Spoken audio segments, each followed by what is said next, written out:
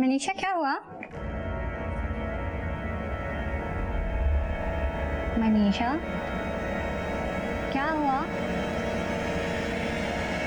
मनीषा अच्छा ये बताओ खाना खाया? मनीषा हो कहाँ तुम? तुमसे बात कर रही हूँ। मनीषा क्या एक ही बात को बार बार पूछ रही हो? हाँ खा लिया खाना।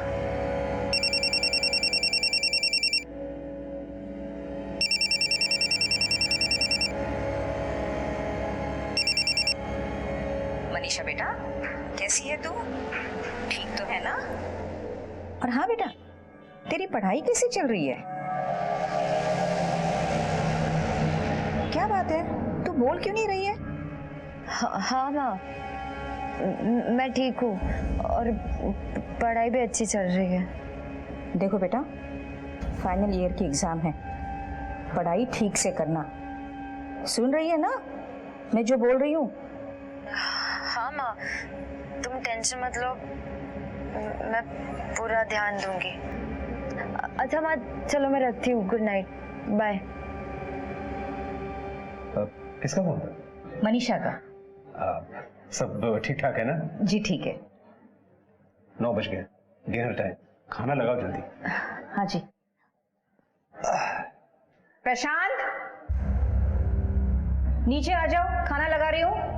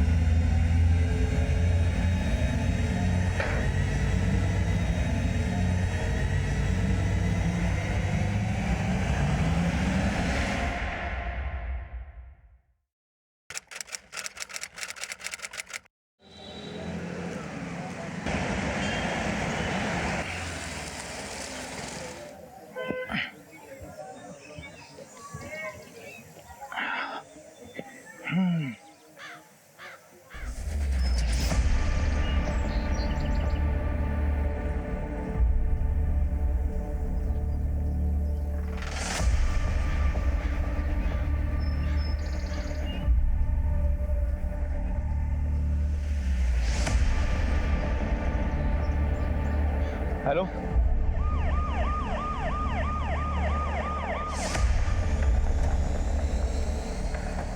चलिए पीछे हटिए, पीछे हटिए, पीछे हटिए, जरा पीछे हटिए। सर 3 लोग जलकर मर गए हैं और लाशें इतनी बुरी तरीके से जली हुई हैं, पहचानना मुश्किल है कौन और किस उम्र का था, आदमी थे या औरत। आग लगने की कोई वजह? नहीं सर, अभी बताना मुश्किल है। क्या ये मुमकिन है कि किसी ने आग लगाई हो? सर लग तो ऐसा ही रहा है, केरोसिन की गंध आ रही है, लेकिन अभी ये बताना मुश्किल है कि वो डाल के आग लगाई है कि आग लगने के बाद डब्बा गिरा है। Thank you. सर घर को चेक करते वक्त मुझे अलमारियां खुली हुई मिली। सर मुझे तो ये लूटपाट का मामला लगता है। सर हो सकता है कि जब चोर चोरी करने के इरादे से घर के अंदर आए तब ये लोग जाग गए हों और चोरों ने इन्हें जान से मार दिया और उसके बाद में आग लगा दी। खन्ना, अभी किसी भी नतीजे पर पहुंचना जल्दबाजी होगी। अभी तो हमें यह भी नहीं पता कि घर में कुल लोग कितने थे। हमें सब कुछ पता करना होगा, every single detail. Sir Khanna, आस पड़ोस में देखो, पूछताछ करवाना। सर आप में से फोन किसने किया? सर मैंने किया था। रूपचंद और मैं रोज सुबह साथ में वॉक के लिए जाते थे। आज जब निकला तो देखा घर से धुआं निकल रहा है। मैं घबरा गया और मैंने फायर ब्रिगेड वालों को फोन कर दिया। घर में कौन कौन लोग रहते थे? किसी से कोई दुश्मनी? नहीं सर, किसी से भी दुश्मनी नहीं थी। भाभी संजय थी, भाई साहब रूपचंद, बेटा प्रशांत और बेटी मनीषा, यही रहते थे। रूपचंद कॉलेज में प्रोफेसर थे। उनके जीवन का बस एक ही मकसद था कि सबको पढ़ा लिखा होना चाहिए। और उनकी पत्नी? भाभी संजय थी तो गऊ थी गऊ। और हाँ सर, रूपचंद भाई साहब की एक बुआ थी जो ऊपर वाले कमरे में रहती थी। बेचारी देख नहीं सकती थी, चल नहीं सकती थी, लेकिन भाभी उनका पूरा ख्याल रखती थी। लो बुआ। भाभी, अरे अनीता, हाँ कैसी है बुआ? अनीता कैसी है बेटा? मैं अच्छी हूँ, आप कैसे हो? मैं भी अच्छी हूँ। आपने कहा परिवार में 4 लोग रहते थे, अब आप बता रही हैं कि एक बूढ़ी बुआ भी थी। परिवार में कुल कितने लोग रहते थे? वैसे तो 4 लोग थे, भाई भाभी और उनके 2 बच्चे, लेकिन कुछ वक्त पहले से ही बूढ़ी बुआ आई थी रहने के लिए। बेटी मनीषा मेडिकल कॉलेज के लिए बाहर रहती थी, पीजी में। लेकिन हमें लाशें 3 मिली हैं जली हुई। उनका बेटा इंजीनियरिंग कर रहा था, बहुत ही सीधा था सर, किसी से कोई लेना देना नहीं, बस अपना काम भला अपना घर भला। उनकी बेटी कौन से कॉलेज में? Servants medical college, Delhi road, Noida पर। एक काम करो, सेवन कॉलेज में पता करो, शायद उस बच्ची को पता भी नहीं होगा कि उसके घर में यह हादसा हो गया है। Okay sir. उनका कोई रिश्तेदार? हाँ सर, उनके भाई स्वरूप चंद। घर में कोई नौकर या नौकरानी थी क्या? एक नौकरानी तो आती थी, ललिता। प्रशांत भैया पढ़ाई में बहुत ही अच्छे थे और वो मुझे ट्यूशन भी देते थे। सर पड़ोसियों का कहना है कि इस फैमिली की किसी से कोई दुश्मनी भी नहीं थी। कन्ना, अक्सर जैसा होता है वैसा दिखता नहीं है। परिवार में 3 लोगों की हत्या हुई है, मामला गंभीर है, हर कदम हमें फूंक फूंक के रखना होगा। क्या हुआ? आग कैसे लगी? आप कौन?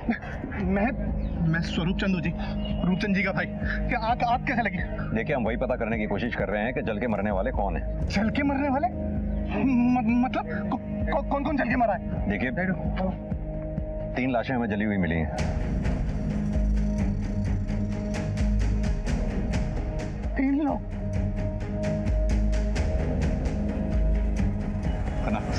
आशीष पकड़ो, भाई तेरा लेके चलिए।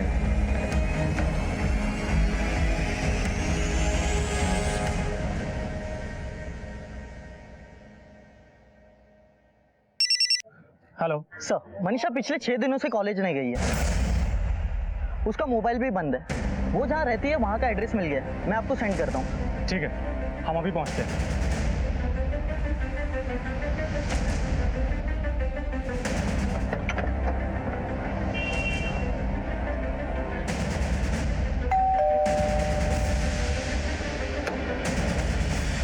यस। मनीषा यहीं रहती है?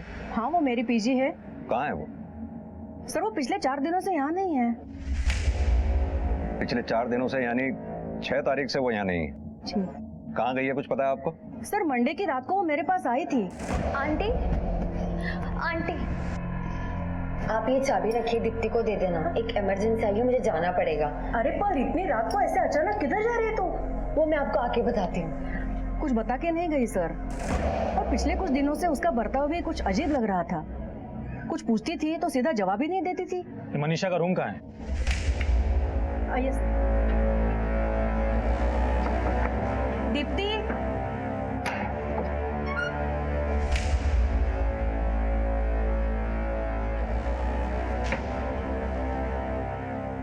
सर आखिर हुआ क्या है मनीषा को?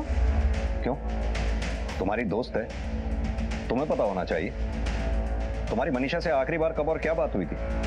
हाँ सर, मैं होटल से वापस आई थी खाना खा के, तो वो और उसका बॉयफ्रेंड यहाँ खड़े थे। ये तुम्हारे लिए। ये क्या है? गिफ्ट मेरे लिए? हाँ। तुम लेकर आई? हाँ। Thank you so much. Sir मुझे तो वो लड़का बिल्कुल पसंद नहीं था। मुझे समझ ही नहीं आया मनीषा जैसी लड़की को उससे प्यार कैसे हो गया। दोनों को साथ में देखती थी तो ऐसा लगता था जैसे चेप हो रहा है उसे।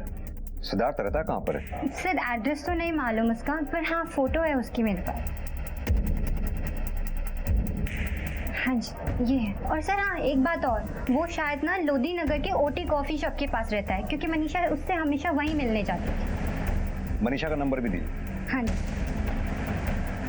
कि मनीषा के नंबर से उसके फोन की लोकेशन ट्रैक करो, उसके कॉल रिकॉर्ड्स निकलवाओ, पता करो उसे फोन किसने किया था। सिद्धार्थ का भी पता करो कौन है और कहाँ रहता है। सर पुलिस के सामने सबसे बड़ी चुनौती थी ये पता करना कि मरने वाले कौन कौन थे। रूपचंद, संचेती, प्रशांत या स्वर्णलता।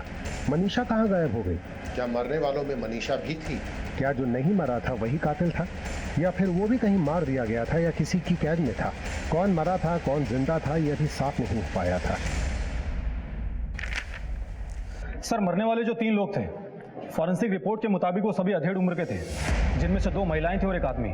यानी कि रूपचंद, संचेती और स्वर्णलता। इसका मतलब जिंदा बचे हैं तो प्रशांत और मनीषा। हाँ सर, और सर सबसे चौंकाने वाली बात तो ये है कि इन सभी की मौत 6 तारीख को रात को 11 से 2 के बीच में हुई और सभी को गला रेत कर मारा गया। और सर इन तीनों को मारने के बाद 3 दिन बाद यानी कि 10 तारीख को रात को 11 से 1 के बीच में जलाया गया। यानी कि 3 दिन बाद, ठीक उसी दिन जिस दिन मनीषा अपने पीजी से ये कह के निकली थी कि उसे अर्जेंट जाना है। Yes sir. सर क्या ये मुमकिन हो सकता है कि प्रशांत और मनीषा को भी मार दिया गया हो? सर कहीं ऐसा तो नहीं है कि इस पूरी फैमिली को मिटाने की किसी ने कोई साजिश की हो? और अगर प्रशांत और मनीषा जिंदा है तो हो सकता है उनकी जान को खतरा हो, या ये पूरा हत्याकांड मनीषा और प्रशांत नहीं रचा हो, या दोनों में से किसी एक ने। खन्ना, किसी भी कंडीशन को रूल आउट नहीं किया जा सकता। हत्या इतने घिनौने तरीके से की गई है, फिर सबूत मिटाने के लिए लाशों को जला दिया गया। प्रोफेसर के परिवार को मारने वाला उनका कोई बहुत करीबी ही हो सकता है।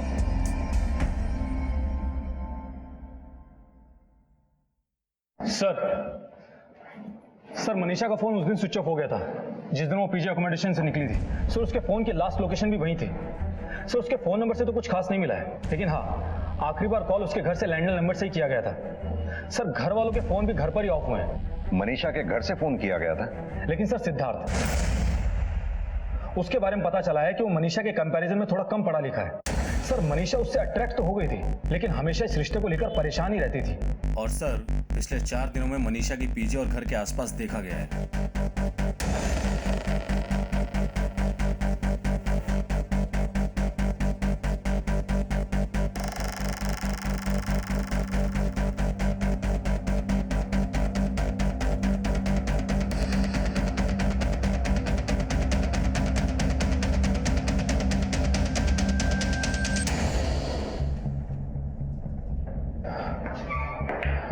अगर हमारे बिना पूछे सब सच सच बता दोगे वही तुम्हारे लिए अच्छा होगा। लेकिन सर मैं क्या बताऊं? आप लोग क्या जानना चाहते हैं? यही कि तुमने मनीषा के घर में आग क्यों लगाई? क्या सर, मैंने कोई आग नहीं लगाई। मैं तो मनीषा से प्यार करता था। एक प्रोफेसर जिसकी बेटी डॉक्टर बनने वाली थी, वो अपनी बेटी की शादी तुमसे क्यों करेगा? इसी बात का बदला लेने के लिए तुमने उनके पूरे परिवार को खत्म कर दिया। मनीषा कहाँ है? सर कैसी बातें कर रहे हैं आप? मैं भला किसी को क्यों मारूंगा? तो मनीषा से आखिरी बार मिले कब थे? सर मैं उसको मिलने के लिए उसके पीजी अकोमोडेशन गया था। उसने मुझे फोन करके बुलाया था। सिद्धार्थ मुझे थोड़ा टाइम चाहिए। Let me focus. Focus on what Manisha? मैं तुम्हें अपनी मॉम से मिलवाना चाहता हूँ। मैं बहुत परेशान हूँ, तुम मुझे अकेला छोड़ दो, जाओ यहाँ से तुम। सर मनीषा अपने दिल की सारी बातें अपने भाई प्रशांत से शेयर करती थी। भाई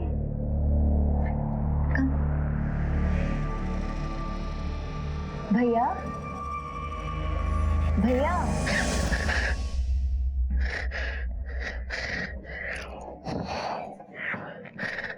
यार कितनी बार बोला है तुम्हें कि ऐसा उठाया मत करो मुझे, नहीं तो उठाते उठाते हमेशा के लिए उड़ जाऊंगा मैं।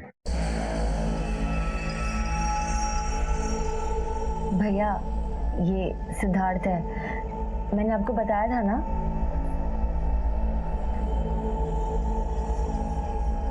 हाय सिद्धार्थ, सॉरी आपको नींद से उठा दिया। नींद? नींद नहीं, साधना, मेडिटेशन।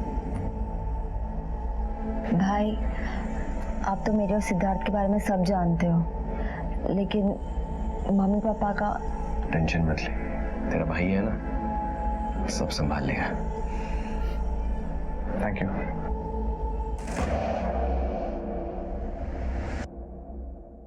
सर कहीं ऐसा तो नहीं कि बहन की मदद करने के लिए भाई ने मार दिया पूरी फैमिली को? खन्ना, इन जवाबों के लिए प्रशांत और मनीषा, इन दोनों का हमारे हाथ में आना बहुत जरूरी है।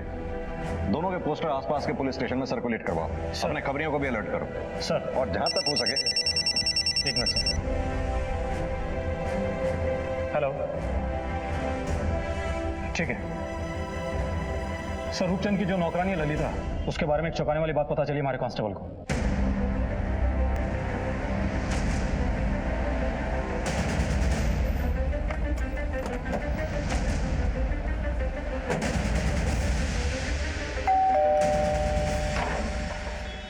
ललिता। जी साहब। क्या बात है साहब? तुमसे कुछ बात करनी है। मैं तो यहाँ थी ही नहीं, बाहर गई थी।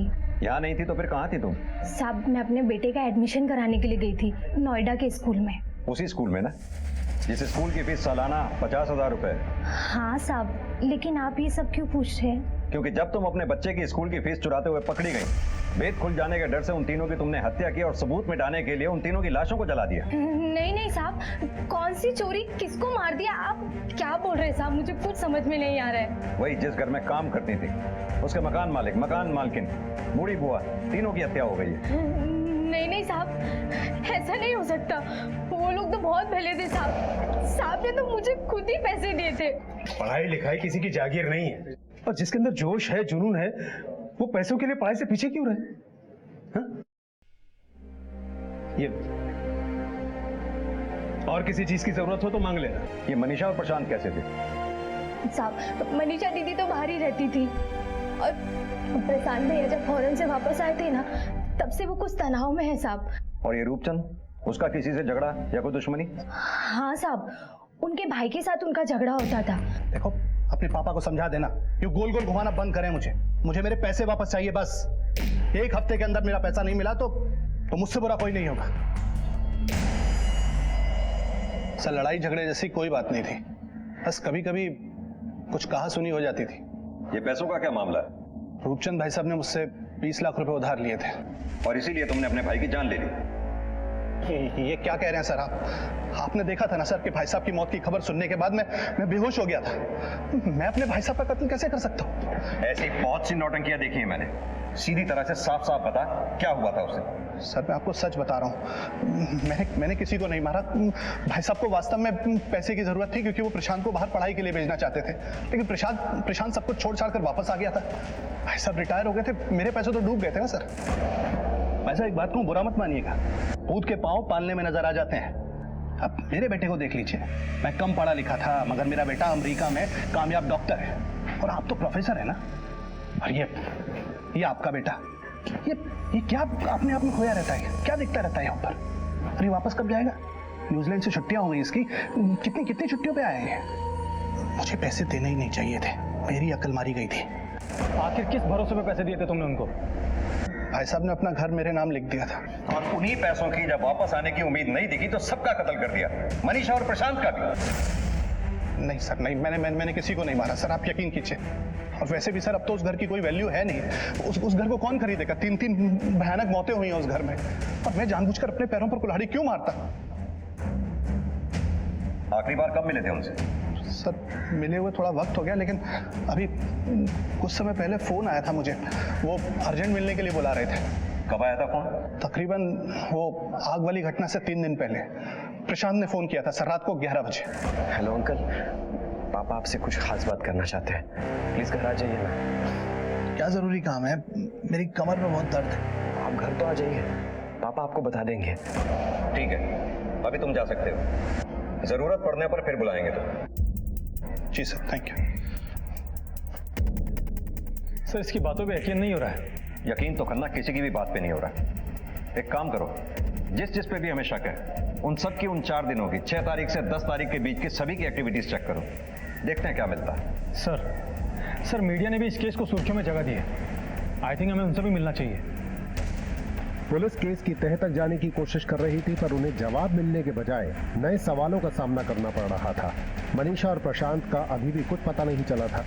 एक तरफ पुलिस का शक घर की नौकरानी ललिता, रूपचंद के भाई स्वरूपचंद और मनीषा के बॉयफ्रेंड सिद्धार्थ पर था, तो दूसरी तरफ पुलिस का सबसे अहम मकसद था मनीषा और प्रशांत तक पहुंचना। सर, कुछ समझ में नहीं आ रहा है। एक तरफ तो पड़ोसी कह रहे हैं कि बड़ी प्यारी सी फैमिली है, और दूसरी तरफ ये सच्चाई बाहर आ रही है। करना, सबसे पहले तो प्रशांत और मनीषा, इन दोनों का मिलना बहुत जरूरी है। अगर वो दोनों जिंदा हैं तो इस पूरी गुत्थी का हल उन्हीं दोनों के पास है। लेकिन सर, मोटिव तो सबके पास में ही है।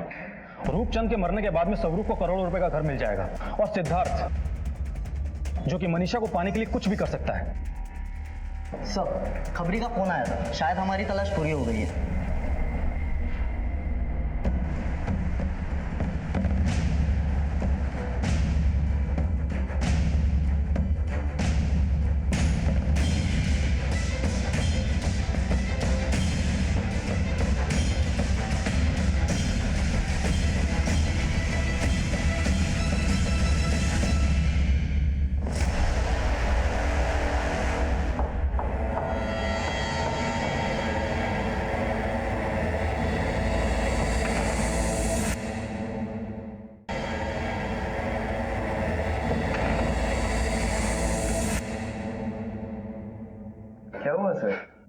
लुका छिपी खेलने का बहुत शौक है ना तुझे? हम सिखाते हैं, लेके चलो उसे। चल। कॉलर मत पकड़िए, मैं ऐसे ही आ जाता हूँ ना। लेके चल, चल।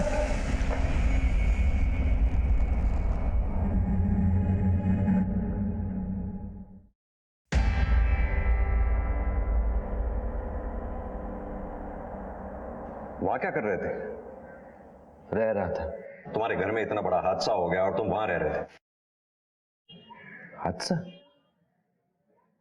कैसा हादसा? देखो प्रशांत, हमारे सामने एक्टिंग करने की कोशिश मत करो। तुम्हारे घर में आग लगी हुई थी और तुम कहीं और। आग? मेरे घर पे आग लगी? कैसे? सर सब ठीक है ना? क्या तुम्हें नहीं पता तुम्हारे घर में आग लग गई थी? मैं जब वहां से निकला था तब सब सही था। उसके बाद मैं कैसे बता सकता हूँ? मेरे मम्मी पापा सब सही है ना?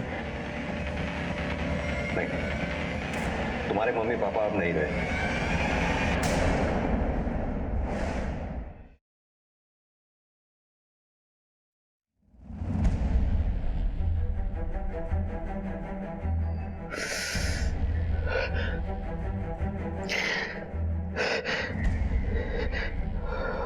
और मनीषा? मनीषा कैसी है? मनीषा ठीक है ना? तुम्हें नहीं पता मनीषा कहाँ है? नहीं, मैं जब घर से निकला था तब मम्मी पापा और दादी घर पे थे और मनीषा पीजी अकोमोडेशन में थी। तुम घर से क्यों निकले थे और कब निकले थे?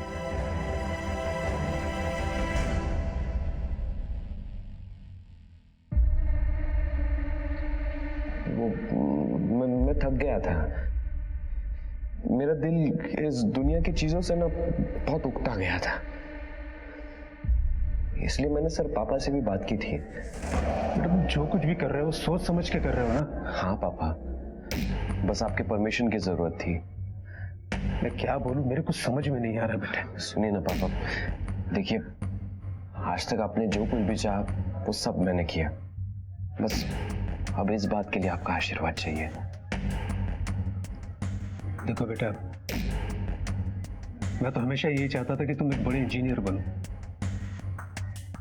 लेकिन मैं अपनी इच्छा तुम पर थोपूंगा नहीं। तुम्हें जो अच्छा लगता है तुम वो करो। मेरा आशीर्वाद है तुम्हारे साथ। लेकिन तुमने घर छोड़ा क्यों? मैं संन्यास लेना चाहता था। मेरे पापा चाहते थे कि मैं बहुत पढ़ाई करूं, बहुत पढ़ूं। मैंने बहुत पढ़ाई की। हाँ। उसके बाद मैं न्यूजीलैंड भी गया। न्यूजीलैंड में मैंने टॉप किया था सर। मेरी मम्मी चाहती थी कि मैं नॉनवेज नहीं खाऊं। मैंने कभी नॉनवेज भी नहीं खाया। कहती थी कि ड्रिंक मत करना। मैंने ड्रिंक भी नहीं की। हाँ, मैंने वैसे नॉनवेज कभी खाया नहीं, नहीं खाया। हमेशा सबकी सुनता था मैं। फिर मन हुआ कि अपनी सुनो ना। मैंने अपनी सुनी। मैं जिंदगी में ना एकदम सुकून पाना चाहता था, एकदम शांत।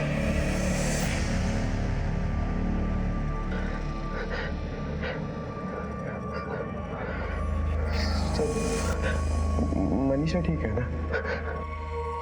देखिए सर, अगर मनीषा को कुछ हो जाएगा ना तो मैं सर जीते जो मर जाऊंगा।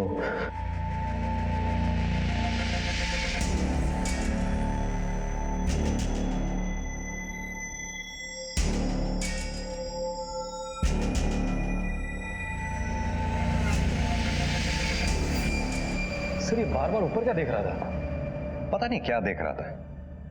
सर या तो ये हमें बना रहा है या फिर अपनी बहन को बचा रहा है। सर इसका कहना था कि इसके पिता ने इसको खुशी से घर से जाने दिया, जबकि स्वरूप चंद का कहना था कि बाप और बेटे में तनाव था। सर न्यूजीलैंड से आने के बाद से इसकी जिंदगी बदली है। खन्ना, इसके लिए हमें इसके दोस्तों से पूछताछ करनी होगी। इसके दोस्तों के बारे में पता लगाओ। डॉक्टर आशा को इसकी सारी डिटेल्स भेजो ताकि इसके साइकोलॉजिकल कंडीशंस के बारे में पता चल सके। सर प्रशांत बहुत ही अच्छा दोस्त है मेरा।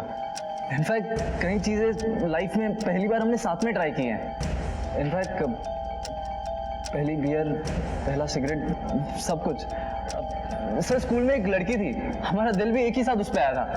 सर प्रशांत बहुत ही हंसमुख था, बात बात पे जोक क्रैक करना, लोगों की टांग खींचना, ये उसकी आदत थी। अब तुझे नीड मारना है ये। अरे नहीं भाई नहीं, ये आखिरी पैग है और मैं अब पी के जा रहा हूँ घर। और अगर मेरे पापा जगे होंगे और उन्होंने मुझे इस हालत में देख लिया ना, वो मुझे जीते जी मार डालेंगे। सुन, मुझे प्रॉमिस कर, मेरे मरने के बाद ना तू ये पैग पिएगा मेरी याद में। सर मगर जब से वो न्यूजीलैंड से आया तब से वो चुप हो गया है, अपने आप में ही रहने लग गया है। क्यों? पता नहीं सर, कमल जी तो पता होगा, वो उसका सीनियर कम लोकल गार्डियन था न्यूजीलैंड में, वो भी इंडिया आया हुआ है, आप उसको पूछ सकते हो। सर मैंने उसे समझाने की बहुत कोशिश की थी कि तेरे पापा ने इतनी मुश्किल से तुझे यहाँ न्यूजीलैंड पढ़ने के लिए भेजा, वापस जाकर क्या करेगा, लेकिन वो तो जिद पर आ गया था। अगर प्रशांत इतना अच्छा और मिलनसार था तो फिर उसे न्यूजीलैंड में जाकर क्या हो गया? वो तो पता नहीं सर, लेकिन हाँ वो बुरी संगत में पड़ गया था।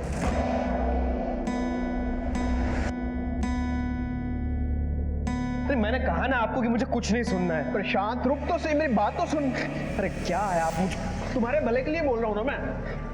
इतने पैसे खर्च करके तुम्हारे पापा ने तुम्हें यहाँ पढ़ने के लिए भेजा और तुम कह रहे हो तुम्हारा मन नहीं लग रहा पढ़ाई में। हाँ, नहीं लग रहा तो फिर मैं फोन करके अभी के अभी प्रोफेसर साहब को सब बता देता हूँ। अरे कमल भाई प्लीज कमल भाई आप बैठो प्लीज कमल भाई, अभी कुछ मत बोलिए उनको, ठीक है? जैसे मैं वहां पहुंच जाऊंगा ना तो मैं उनको खुद समझा दूंगा। प्लीज मेरी बात सुनिए। Let's go buddy, let's go please. Come, ठीक है, कम। सर उसका सारा टाइम स्टाइरिस के साथ गुजरता था। ये स्टाइरिस कौन है? लोकल न्यूजीलैंड बॉय है, मैं खुद भी उसके बारे में ज्यादा नहीं जानता। खन्ना, इस स्टाइरिस के बारे में पता करो, उसका सोशल मीडिया अकाउंट स्कैन करो, इन्हें प्रशांत से मिलवाओ, देखो कैसे रिएक्ट करता है। सर आइए।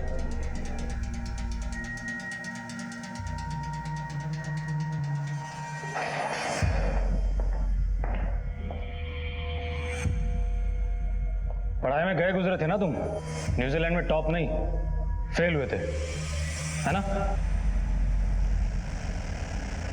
आपने बताया ना,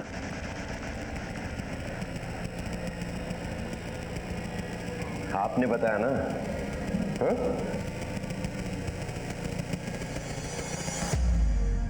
थैंक यू वेरी मच। बस सिर्फ इससे एक झूठ का बोझ मेरे ऊपर था और वो भी आपने हल्का कर दिया आज।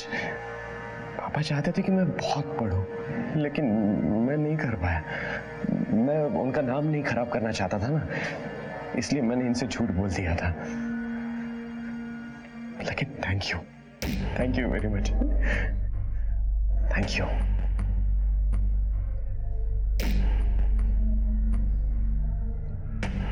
सॉरी पापा, सॉरी। सर मनीषा के बारे में कुछ पता चला? अभी तक तो नहीं, लेकिन जल्दी पता लग जाएगा। आइए। सर आपको लगता है कि इसने कुछ किया होगा, या ये जो कह रहा है कि ये निर्दोष है वो सच है, या ये मनीषा को बचाने की कोशिश कर रहा है? करना, आज जिस तरह से इसके दोस्त कमलजीत से इसका सामना करवाया, इसी तरह उसके बाकी दोस्तों से भी इसका सामना करवाओ। अगर ये झूठ बोल रहा है तो ज्यादा देर तक छुपा नहीं पाएगा। और हाँ, हर मुलाकात के बाद इसकी अच्छी तरह से धुलाई करो, मनीषा की भी तलाश जारी रखो। मुझे लगता है अगर ये कत्ल मनीषा ने किए हैं तो ये अपनी बहन को बचाने की कोशिश कर रहा है।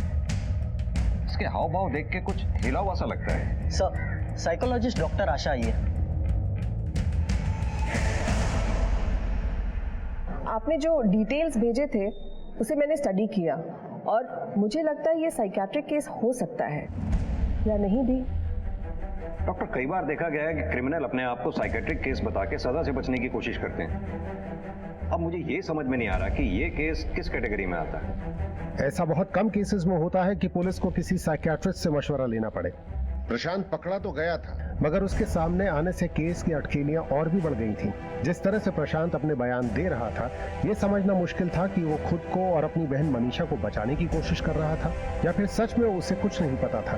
पुलिस ने प्रशांत की मानसिक हालत देखते हुए उसका सामना उसके दोस्तों से और रिश्तेदारों से करवाने का फैसला लिया। साइकियाट्रिस्ट डॉक्टर आशा उसका अवलोकन करके ये समझने की कोशिश कर रही थी कि प्रशांत झूठ बोल रहा है या सच या आधा सच।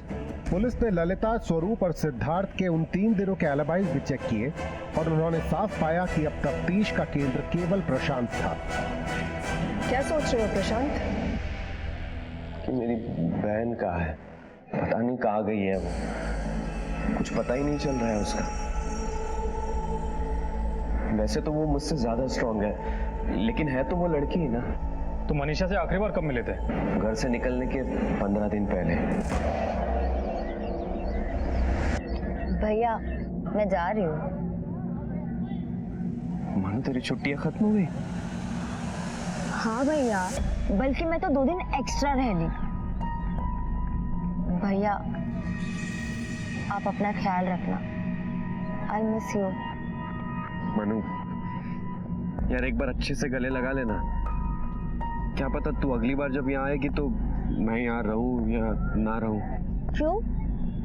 आप न्यूजीलैंड वापस जा रहे हो? लेकिन भैया आपका तो वहाँ मेरे बिना मन लगेगा नहीं। आप कहीं भी जा लो, रहोगे मेरे पास ही। मनीषा मुझसे बहुत प्यार करती थी।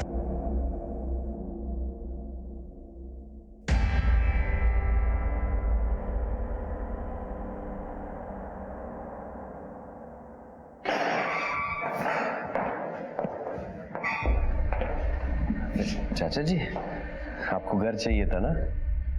हाँ? लीजिए, आपको मिल गया घर। ऐसा नहीं है बेटा, वो घर तेरा था और तेरा ही रहेगा। नहीं नहीं नहीं, अभी मुझे घर बार नहीं चाहिए। मैं तो इस इन्वेस्टिगेशन के बाद संन्यास लेने वाला हूं। और मनीषा भी जहां कहीं होगी ठीक ही होगी, लेकिन उसको भी आपका घर नहीं चाहिए होगा। प्रशांत, हमें तुम्हारे चाचा पर भी शक है। शायद इन्होंने तुम्हारे पापा का खून किया है।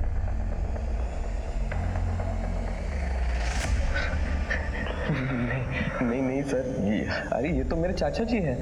वो अपने भाई को कैसे मार सकते हैं? नहीं नहीं नहीं, ऐसा नहीं हो सकता। अच्छा, आपने कहा था कि उस रात को आपको फोन आया था अर्जेंटली घर आने के लिए। जी, इसने ही फोन किया था। तुमने फोन किया था? हाँ, वो सर मैं घर से बाहर निकला था ना जब, तब पापा बहुत रो रहे थे और मम्मी भी रो रही थी। तो मैंने इनको कॉल कर दिया कि आइए और पापा को ऐसे ही संभाल लीजिए। सर, मनीषा के बारे में कुछ पता चला? अभी तक तो नहीं, लेकिन पता चल जाएगा। लेकिन हमें इतना तो यकीन है कि सारा काम तुमने और मनीषा ने मिल के किया है। सर,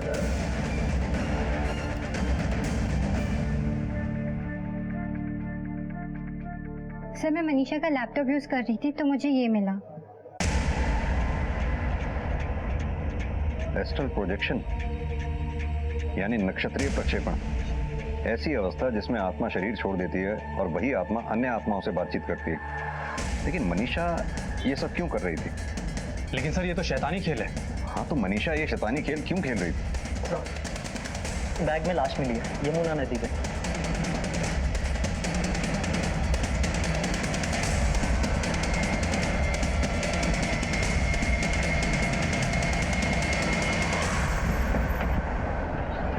सर, वहां पर किसी इंसान के कटे हुए हाथ पड़े हुए। सर ये देखिए।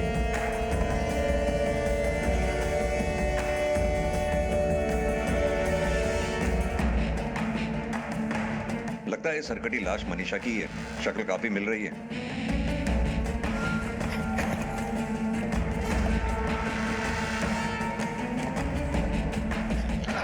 सर, ये देखिए खंजर मिला है। ये खंजर फॉरेंसिक जांच के लिए भेजो। पता करो इस पे लगे खून के धब्बे उन 3 डेड बॉडीज के डीएनए से मैच करते हैं या नहीं। सर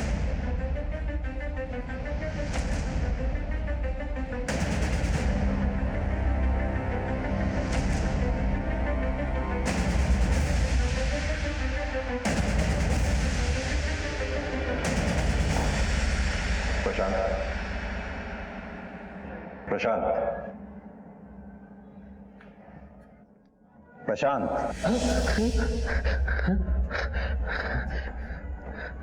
प्रशांत, एक बुरी खबर है तुम्हारे लिए। मनीषा की लाश मिली है हमें।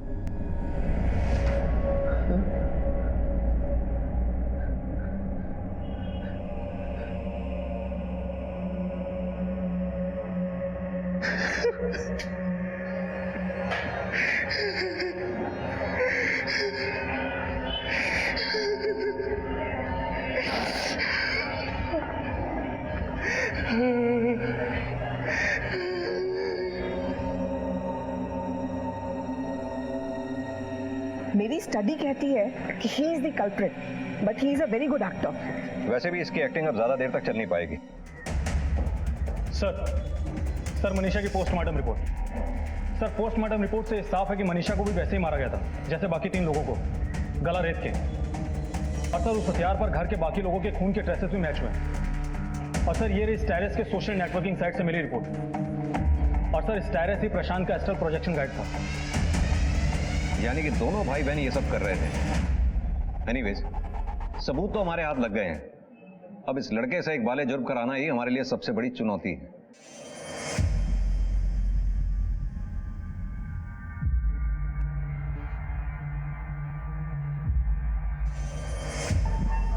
प्रशांत, तुम्हारा ये पागलपन का नाटक बंद करने का वक्त आ गया है। अरे सर मैं नाटक कहाँ कर रहा हूँ सर, मैं तो आपसे ही बात करने वाला था अभी कि मेरी पूछताछ अगर खत्म हो गई तो मुझे आप छोड़ दीजिए, और अगर यानी किसी वकील की फॉर्मेलिटी करनी है तो वो भी बता दीजिए, नहीं तो। उसकी फिक्र तू मत कर, क्योंकि हमारे हाथ कुछ ऐसा लग गया है जो हम तेरे साथ शेयर करना चाहते हैं। पहचानते हो उसे? प्रशांत, नाउ स्टॉप दिस। सीधी तरह से सच सच बता, ये सब कैसे किया तुमने? सर मैं कोई भी नाटक नहीं कर रहा हूँ, मैं तो अपने पापा से बात कर रहा हूँ, उनको पूछ रहा हूँ। अब बताइए ना आप, मैं क्या करूँ? हाँ, ये देखकर आपको आश्चर्य हो रहा होगा ना कि मैं इस तरह से सब कुछ क्यों कर रहा हूँ। नहीं, हमें कोई आश्चर्य नहीं हो रहा। हमें पता है तू ये पागलपन का नाटक अपनी सजा से बचने के लिए कर रहा है, और हम जानते हैं कि तू पागल नहीं है, तू एक शातिर मर्डरर है, कोल्ड ब्लडेड मर्डरर, जिसने अपने पूरे परिवार को खत्म कर दिया। अब तू सीधी तरह से ये बता किस किस को और कैसे मारा। हाँ, मैंने सबको मारा मैंने। सबसे पहले मैंने अपनी माँ को मारा, उसके बाद पापा को मारा। और दादी, उसने क्या बिगाड़ा था तेरा?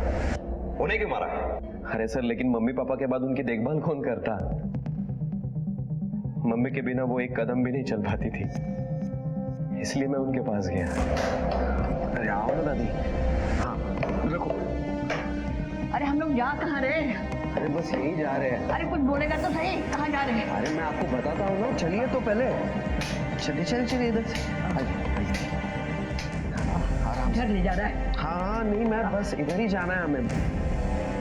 फिर मैंने मनीषा को यमुना नदी के पास वाले जंगल में बुलाया और फिर उसे भी मार दिया। चाचा जी को फोन करके बुलवाया था मैंने, लेकिन वो आए नहीं।